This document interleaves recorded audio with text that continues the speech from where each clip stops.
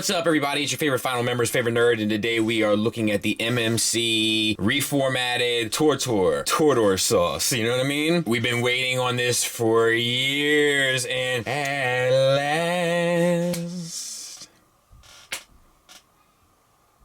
my love has come along. Shout out to Etta James. I would have played the song, but she was a Geffen recording artist, and guess who Geffen's owned by now? You guessed it, Universal. They own the world. If you're not paying attention, you're not paying attention. Look, I'm excited to take a look at this guy. I can't wait. I'm literally giddy. I haven't been this excited in a long time. I love to complete a set. This set has been a long time coming. I'm anxious to get into it. But before we do, we have to talk about accessories. But even before we do that, we got to get it into the proper tank mode. This is how it comes in box.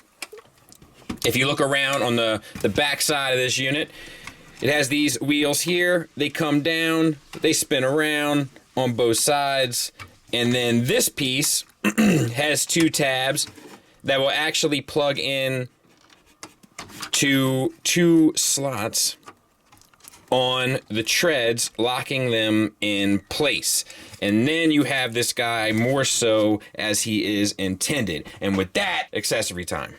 So he comes with an alternate face, no eyes, the red X kind of for the eyes, the silver paint, gold paint on the sides with the little gunmetal accent, ball peg where it pops on and off, kind of standard fare, but an alternate head. He also comes with an alternate X.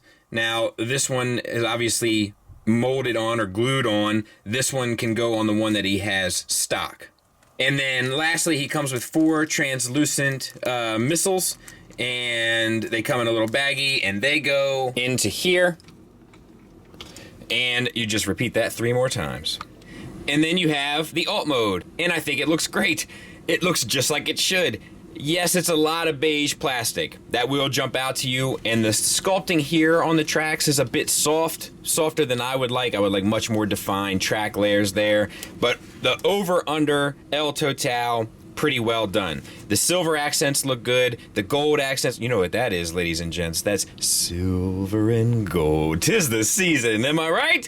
And I got all the saw blades up in here. You got 1, 2, 3, 4 layers of saw blades. They all spin independently, which is nice. A lot of these little like paint choices, they end up going a fair distance. So like stuff here and here, this little gold ring kind of around on the pelvis there.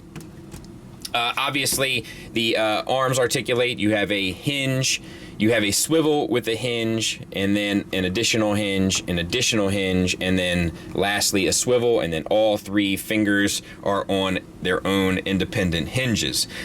It does roll thanks to kind of little cheesy-esque plastic wheels on the bottom. You know, that is kind of just a cost of doing business, I guess.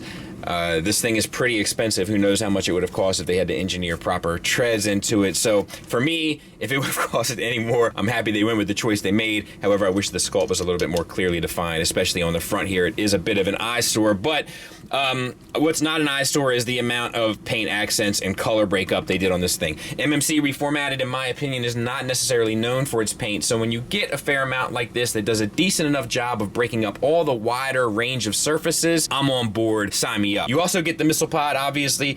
This does articulate a bit, kind of up and down on a hinge, but you know, it's not a whole lot here, but it's pretty much exactly what it needs to be. And then lastly, there it is with a size comparison with Tiger Tracks.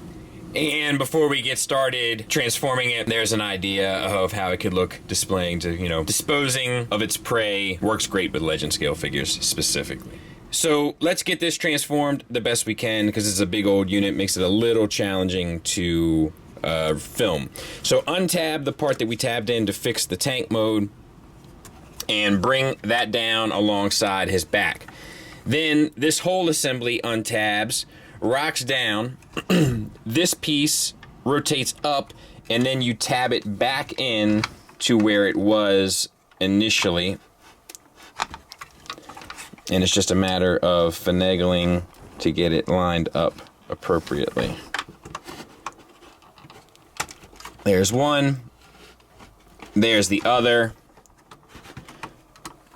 and then that sits on his back and pegs into the front. All right, let's open this up, flip the head out, flip this back, untab this section from the side, spin it around, and plug it back in.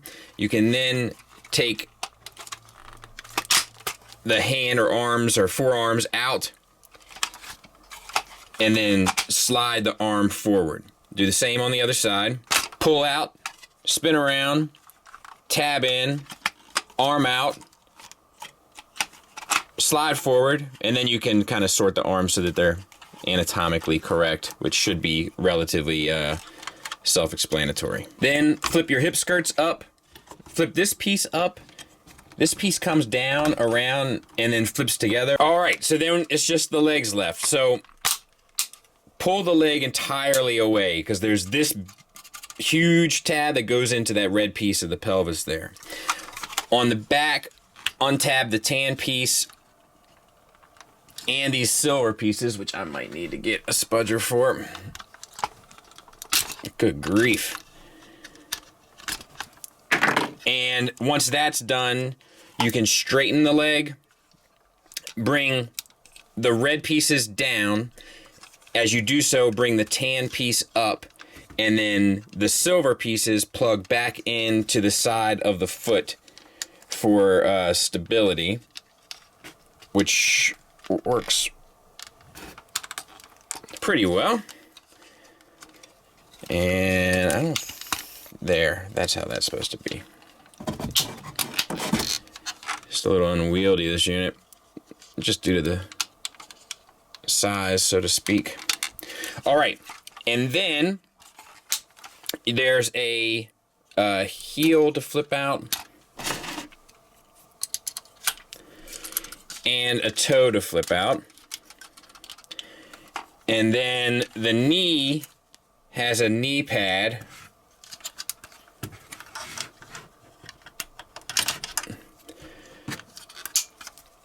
That's a little bit of a pain there.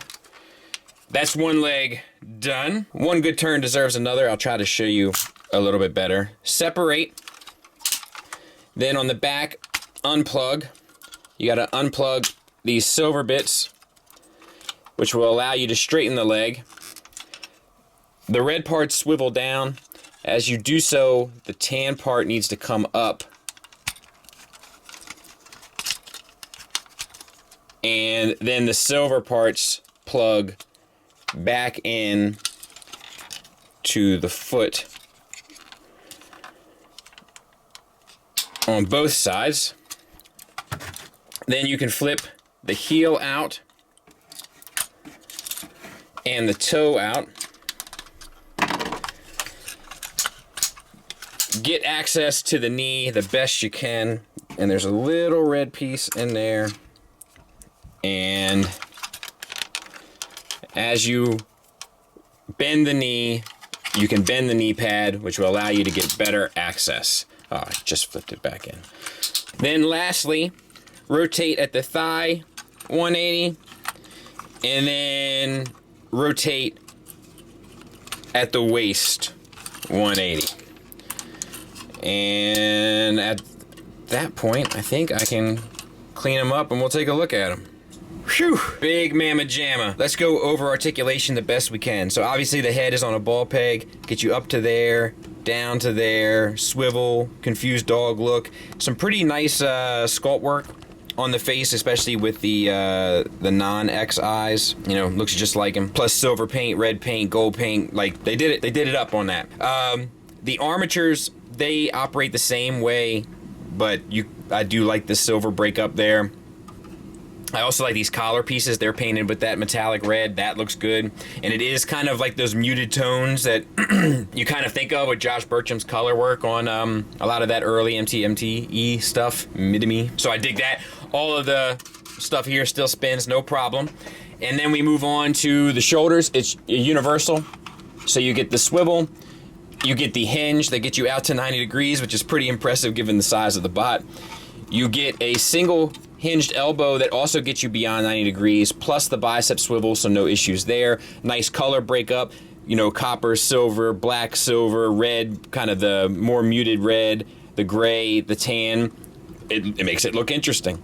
So then we have a ball peg wrist. That'll get you a swivel, plus a little bit up, a little bit down, a little bit in, a little bit out, so to speak. And then you have fingers on a base pin knuckle for the base knuckle, and then you have an additional knuckle for the secondary knuckle just for the pointer finger, which will give you a ton more leeway with posing, so I appreciate that. And then you have a thumb with a ball peg, so that works well as well. Articulation is going to be the same on the other side.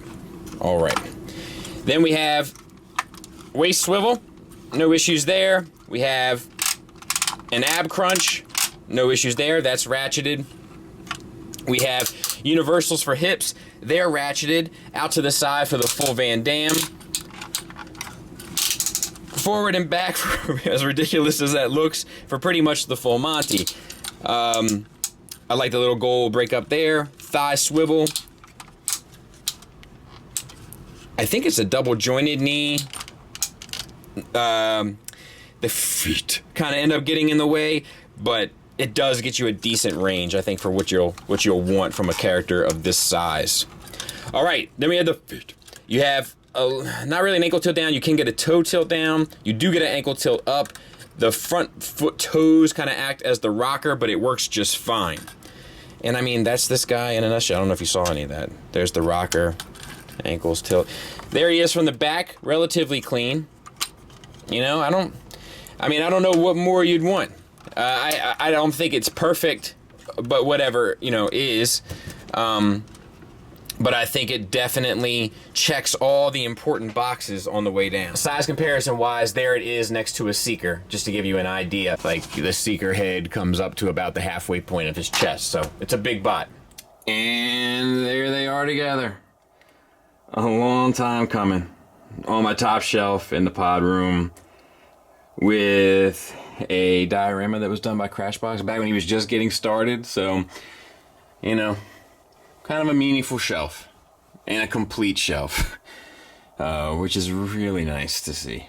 Very, very, very satisfying, very rewarding. Thank you, MMC, for doing it. No one else would have.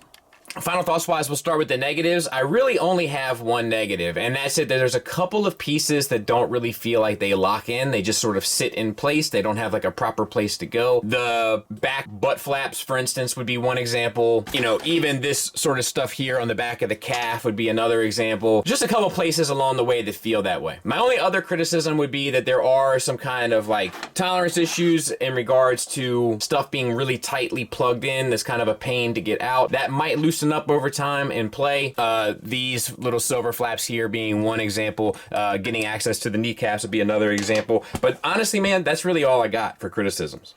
Positives wise, tons of hardware, ratchets throughout that bear the weight of the figure. Huge, imposing bot. Lots of playability in regard to the armatures and kind of getting the saw blades to give you that real DJD feeling. The sculpt work is great. It's fantastic. It's right on the money, as have all of them been. I don't know if that's grammatically proper, but it sounded okay when I said it, and then slightly less okay after I said it and listened back to me thinking about saying it. The articulation is surprisingly there, especially for a figure of this bulk. The materials feel good. The transformation's straightforward. The only thing that is a hiccup along the way is the price. It's expensive for what you get. I think $150 I would have felt a little bit more comfortable, but I wanted to finish this so bad. I've been looking forward to finishing this for so long. They probably could charge me an additional $50 and I wouldn't have batted an eye. Ultimately, no regrets, happy with my purchase, and I think you will be too, especially if you have the whole set. Thanks for listening, thanks for watching. Until next time, take care.